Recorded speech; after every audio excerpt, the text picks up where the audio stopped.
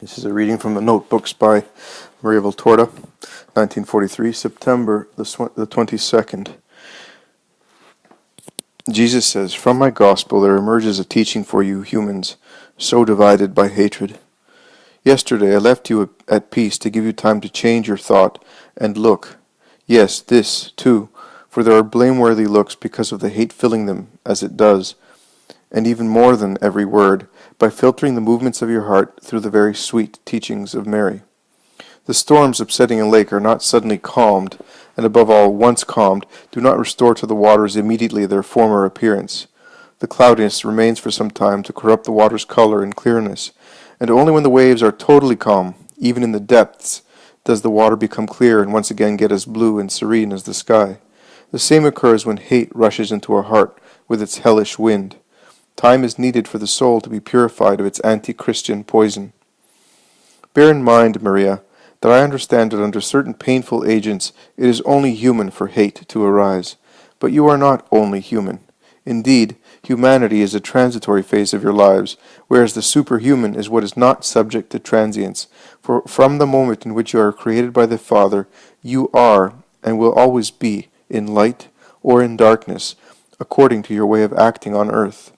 Not until the end of the world, but in eternity, which has no end. The earth, the long 30 times millenary life of the Christian earth, and the 7 times millenary life of the earth, a planet created by the Father. What is this in my time? An instant of energy.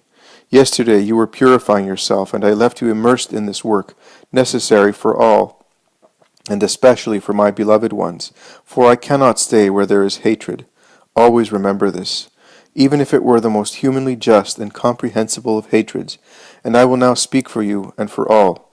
The teaching I am speaking to you about, which my gospel gives you, and on which you meditate little or not at all, is a teaching of lofty charity. There are 3 episodes which give it to you. They are explained to you in other forms, but in this hour of hatred among the world's races, I will explain it to you in my own way. The way it would be so necessary to meditate on, to emerge from this high sea of hell into which you have transformed the world. The centurion who beseeches for his paralyzed servant, the Canaanite woman with the reply which is a cry of boundless trust, and the wife of Pontius Pilate.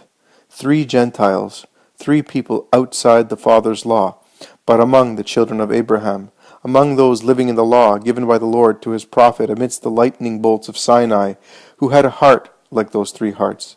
They had more faith in me than my countrymen did. They recognized who I am in the light of this faith, and their believing was not left unrewarded. Now I want this to convince you that in all races, in all nations, there are good, unknown children of God, for those who believe in me and seek me with purity of heart are my children. Not even in Israel had I found so much faith as I found in these 3 hearts that came to me without my having called them materially, and how many distant ones like these there are among the living.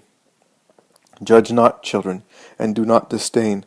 Just love all. You have a single Father Creator. Remember this. You are thus brothers and sisters to one another. A single dust formed you, and a single breath animated you. Why then is there so much mutual hate?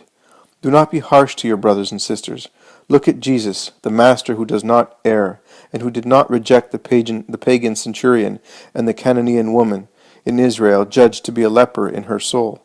Take care that it may not be God who judges you to be such, infected as you are by ferocity, deceit, lust, and pride. Cleanse yourselves in the fire of love. It is lustral waters which make your souls white again, and a touch which opens your blinded eyes, your closed ears, which gives life to your paralyzed souls, and makes you capable of grasping what the divine Spirit is saying to your spirits, in need of so much light and so much forgiveness.